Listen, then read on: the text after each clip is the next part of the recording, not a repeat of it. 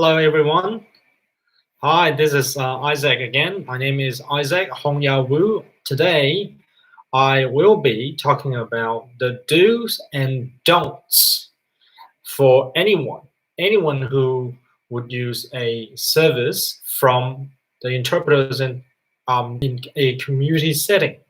So, if you're using the interpreters, you could be a doctor, a lawyer, a judge, a policeman, or if you go to another country that speaks different languages than English, and you would like to use an interpreter.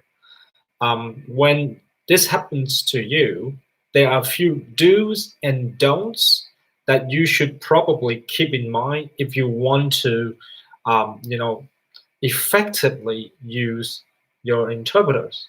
And if you remember what I'm about to tell you, you would definitely find it much easier, smoother, and much more effective when going through this communication process through an interpreter.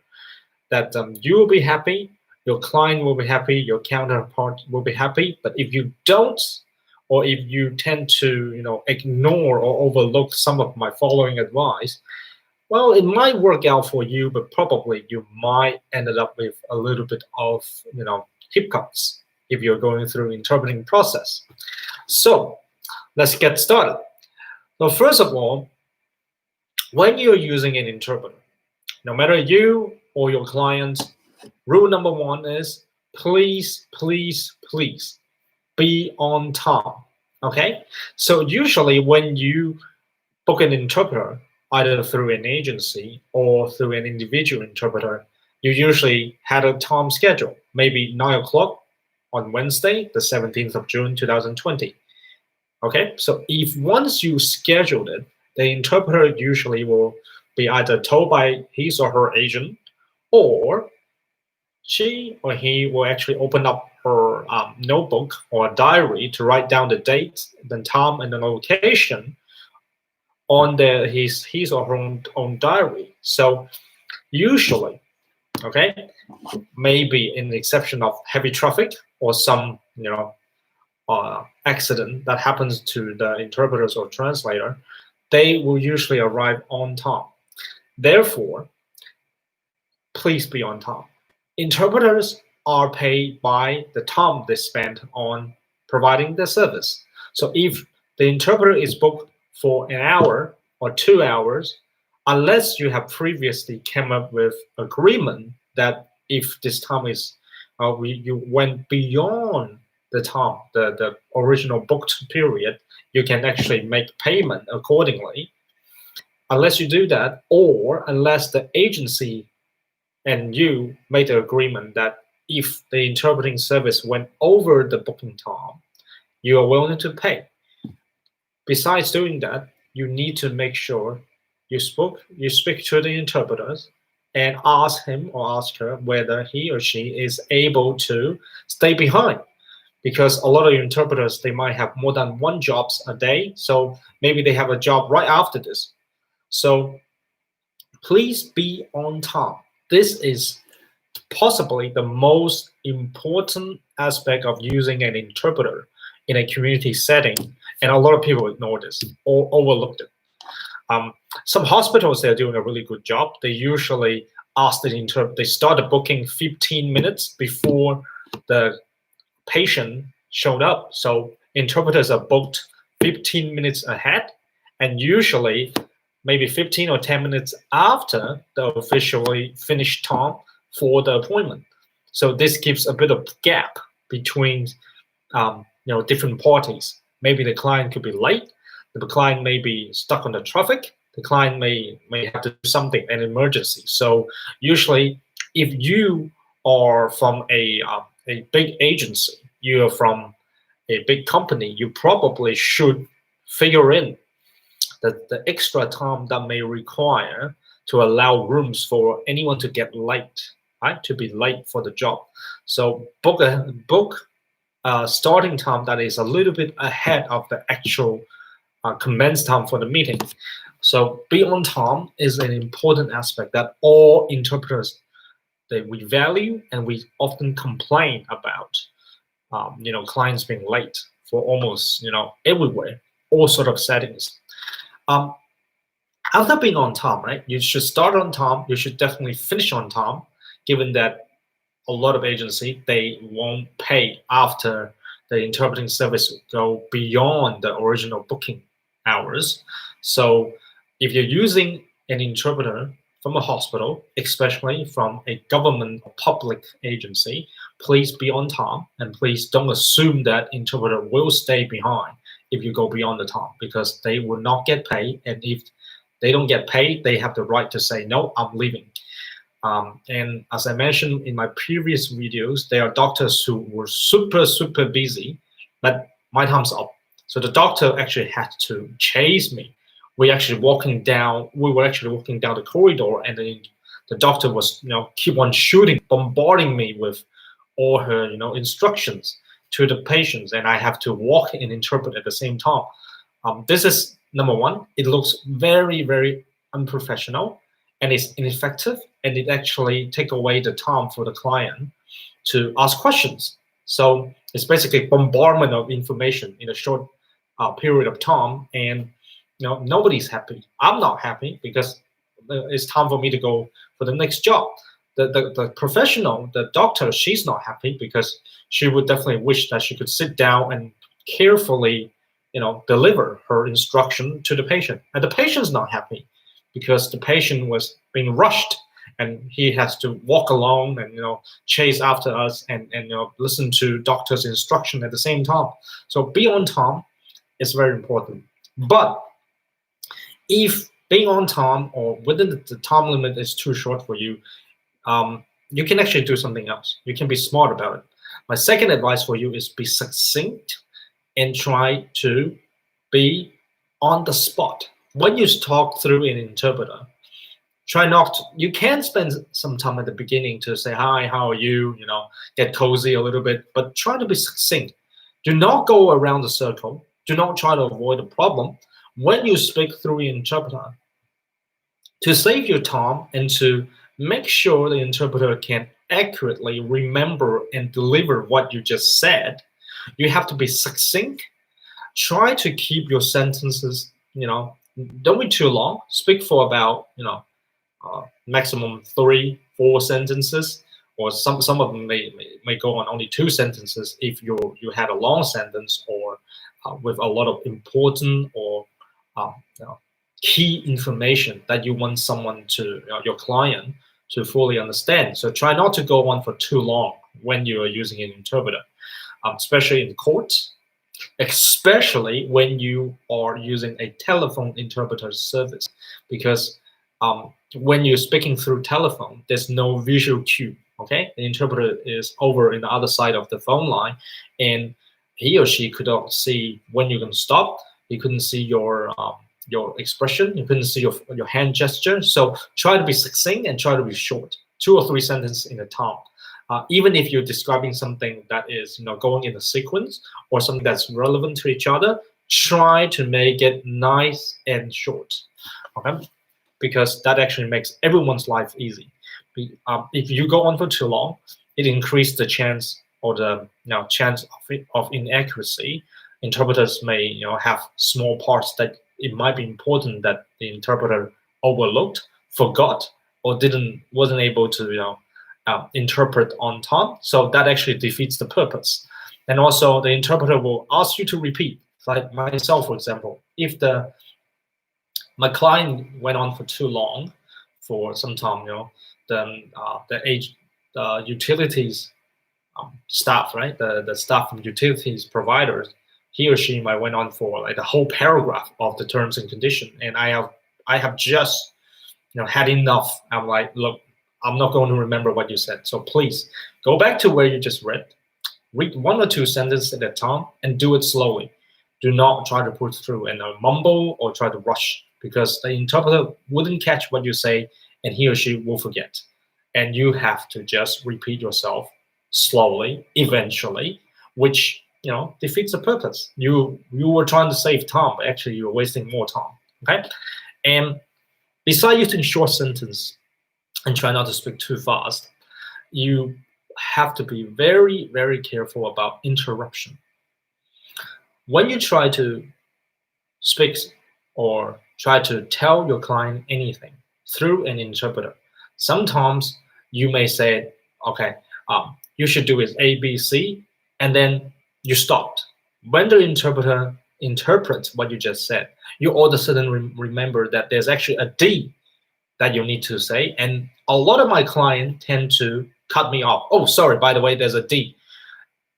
That's the time where the train of thought was actually broken by your interruption. The interpreter, a lot of them, they might take notes, but some of them they don't take notes, or they actually, they go in with the current. They're going with the flow. Okay, they look at their notes and stuff, and then if you all of a sudden breaks in, all of a sudden break their thought, then the interpreter might just forgot totally.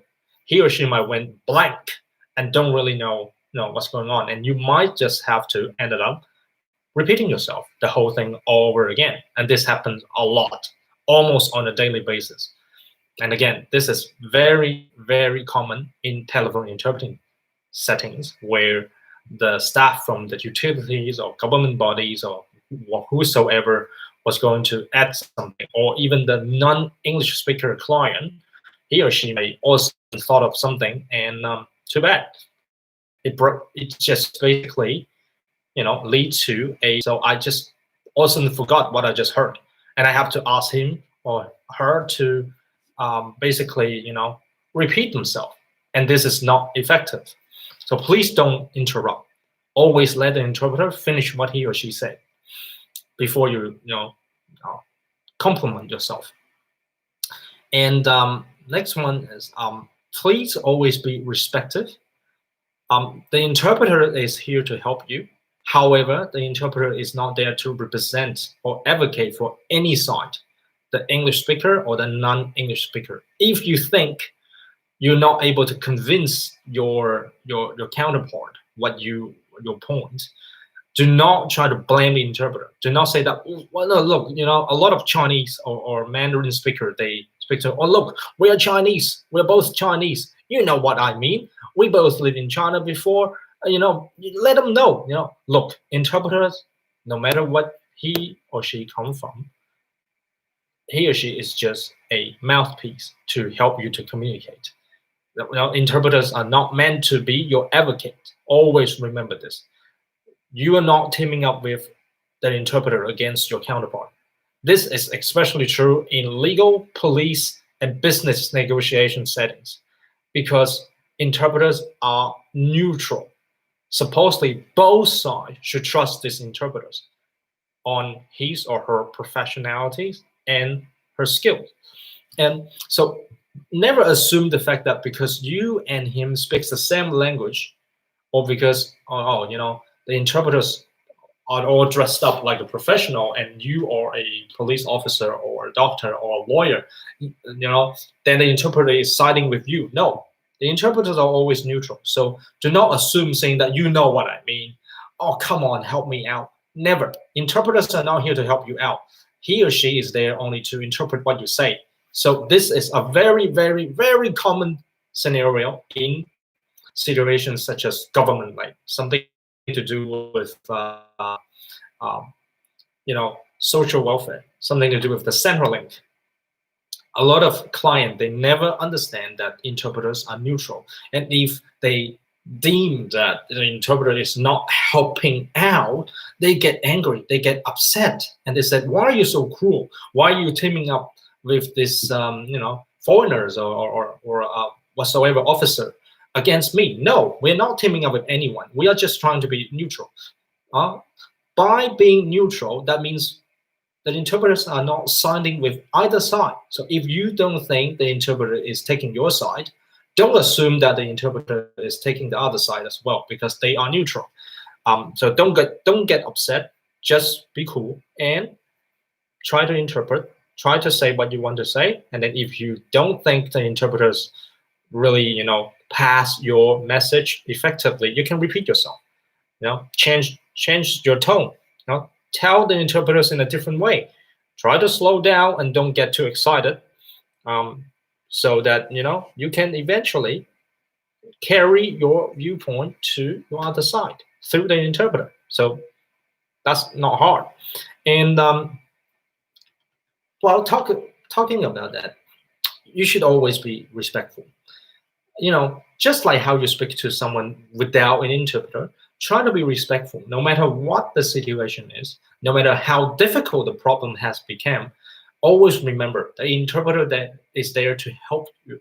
Interpreters is not there to stop you or make your life difficult. If you ended up getting, agitated, or you lost your patience and you began to raise your volume or use coarse language towards an interpreter, guess what? It's not helping anyone. It's definitely not helping you. By upsetting the interpreter, you are firing, a shot on your own foot. Okay, you are actually scoring your own goal.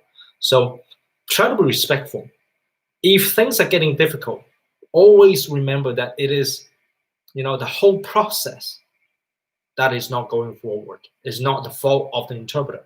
As long as you can still understand what the interpreters say, as long as you get it, the communication flow actually goes, it is not the fault of the interpreter. So try to be cooperative, try to be respectful.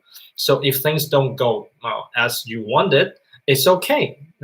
Just like a normal meeting, just like a normal negotiation, you just have to walk the extra mile through the interpreters who will help you eventually and hopefully get to the other side. And again, by respectful, I think the most common or most disrespected thing that as an interpreter myself, right? Like I would think that the most disrespected thing that I could ever experience is being constantly cut off. When I'm trying to interpret without letting me finish, without letting me, take notes, without letting me even, comprehend, they just cut off. If someone just keeps shooting me with ideas after the ideas without giving me the time to interpret, I'll basically shut up, and let this person finish and basically ask him or her to repeat herself. And that's not going to be, pleasant. I tell you, I would do that. A lot of interpreters will do that because we simply can't interpret. You went for too long and you're getting nasty, and we're not here to carry on what all those negative vicarious drama that is placed upon us. That's not what we signed up to. Therefore, try to be respectful. You can have emotion, and the interpreter will comprehend and carry on this emotion and pass through to your counterpart, but never get angry at an interpreter because they are there to help, and they're not there to speak against you or for you. So just be cool, and do remember that there is at least one person who is always neutral. So the interpreter is not teaming up against you with anyone else. And beside your attitude, you might be a perfectly polite and very humble person and speak in a very calm tone. However, you have to speak clearly. Don't just mumble like this. We don't know what's going on. No, don't mumble. Never ever mumbles, because it actually helps no one. It doesn't help you because the interpreter will not know what you just said. And if you mumble, especially over the telephone, the interpreter couldn't catch your message. And it increased the chance of mistake, miscommunications, and the interpreter might just have to ask you to repeat again. And by doing so, you are wasting your time. And if you are in a setting such as in a long appointment in a hospital, such as a physiotherapy appointment, or a pre or post surgical operation appointment where a lot of details involved, or even in a psychiatric consultant appointment where you go through a lot of details, by not speaking clearly, by keep mumbling, nobody could hear you, it actually prolongs the whole process and actually brings you no good. So always speak clearly and speak in a reasonable speed. Don't go too fast and don't go too slow.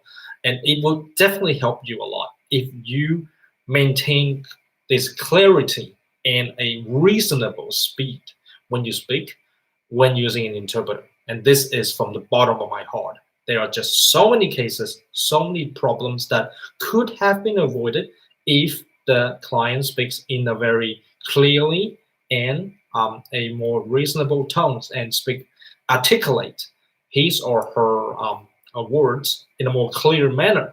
Then it's much easier to keep the flow of the communication, which is, by the way, our goal, our job here as an interpreter. Um, and next thing that I would like some of my clients to understand is always be aware of safety and security. Sometimes, right? You may never realize that sometimes safety could be an issue. I'll give you an example. I was actually interpreting for a police investigation, and the suspect was put under custody, and we went into this room for statement and questioning, and the police officer went on and on and on the whole night. I think he went for 2 hours already. It was in the middle of the night, and actually the suspect, the person who's being questioned, was suspect of murdering, pushing someone down a building and caused someone to die. And look, the interrogation went for quite a while, and then what happened was the officer, I think he tried to grab a drink or went to the toilet, and then he just left the room. I was left with a suspect murderer in the same room, and the door of that was actually locked. I can't even get out to get water or pretend to go to the toilet. And that actually makes me feel very agitated and unsafe. So when you are in any other situation, assume that of course, not as dramatic as a criminal case. In any case, when one party has to leave the room, you probably should always make sure the interpreters are feeling okay. And whenever possible, always trying to be aware of any dangers or security risk. Always make sure there is a and fire escape available. If there's any emergency, there's first aid available. If there is a potential risk of such as a murderer, a mentally ill person that could be violent, always have backup plan. Always have someone to watch over. So that your interpreter will not be affected by this fear of under danger, which eventually will, or at least to some extent, affect the fluencies and the ability for the interpreters to do the job properly. Safety, it is very important. And once again, I repeat, police, mental institutions, family violence, or just these three things are something that we need to be very aware of. If you're in any of these situations, it's not only for the interpreter, it's for yourself as well. Be aware of safety and security.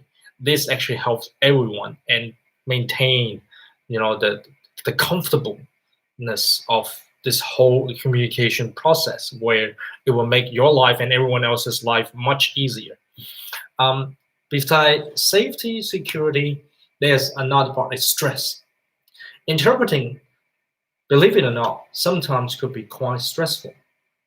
Interpreters are not just an ordinary bilingual person. He or she will be well trained and always put on alert when we go to work, that we are always remind ourselves to be accurate, to be relevant, to be impartial, to be neutral. So we are constantly taking notes. We're constantly listening and try to think and articulate what we heard in the other language. So at the same time, imagine you're doing a few things at the same time. So this is a very stressful process. And the longer it goes, the more stressful it becomes. If it is just a short 15, 20-minute telephone interpreting job, for me is easy. I'm probably, sitting on my chair or racking back and forth, and it's okay. It was actually fine. However, if it is a court case, I'm in the middle of the court. in the family court, the federal court, or in the police station where there are a lot of technicalities, a lot of big words, lexicons, jargons, a lot of bloody details. Or I don't know, this person got stabbed, and then blood was coming out, and then that kind of things. And then there's a lot of details, a lot of numbers on which day these things happen, on this time this thing happened. There's a lot of information. Even if all this information were given out in the language that you're familiar with, a first language speaker, they probably found it stressful as well. And for the interpreter, where he or she has to grasp this information from two languages and interpret into the other language, and that's an extra level of stress. So always remember, interpreters, we are not robots, we are not machines, we are human beings as well.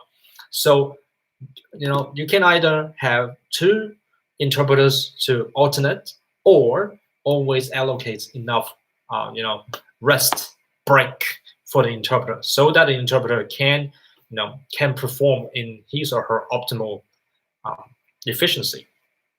So having break, maybe a toilet break or a drink break every hour if you have a really long appointment. So a full day court case, a 4 hour half day court case, usually the judge or the member will probably give me a 10 or at least 5 minutes break for every hour. So it actually helped me to go to the toilet, refresh myself, have a bit of drink, take a deep breath, stretch my body a little bit, and I tell you, this is from my personal experience, that interpreting while you are, feeling the urge of going to the toilet is actually a very, very horrible thing to experience. It's just like a torture. You are trying to listen, you're trying to take notes, you're trying to, articulate what you heard, but at the same time, the nature is calling you, you're trying to go to the toilet, and this is the worst thing ever. So always have toilet break, always have a little drink before, between the two appointments. So this is gonna help you a lot. And so after that, you have the break, you have everything done. And by the way, once you have everything done, always remember, interpreters, they have a limited booking. Unless you're in the court, the interpreter is of course booked for the full day. Any appointment that is not a half day or full day appointment, always be aware of time limit. Of course, you want to be as detailed as you want. You want to finish up everything. However, be aware of the fact that interpreters has to go. When time is up, because the interpreters has other jobs to go to, because agency might not be able to pay them for what they work for. So if they are not getting paid and they have other work to go to, what is the point of them staying behind? So always be aware of time. So now to sum up, I hope this helped you. So in the future, if you do use an interpreter, try to be on time, try to talk in shorter sentences, try not to express too much of your emotion, try to be neutral. Don't slump your emotion to the interpreters if possible. I know sometimes it could be difficult. Take breaks and try to speak in the shorter languages, shorter sentences. Try to speak clearly and carefully. Avoid derogative words, avoid swearing, avoid emotion. I know it's hard, but this will actually backfire on you, because by going too tough, going through negative emotion, it helps no one, especially when you are talking through an interpreter. So it will never get your message through. So I hope these do's and don'ts helps you when you use an interpreter in the future. And if you have any question, you're more than welcome to just type it out on the comments, and I can reply with you through the comments, or I can actually make a video out of it. Let me know what you think, and let me know if you have anything else would like me to make a video on, and I'll see you next time. Thank you.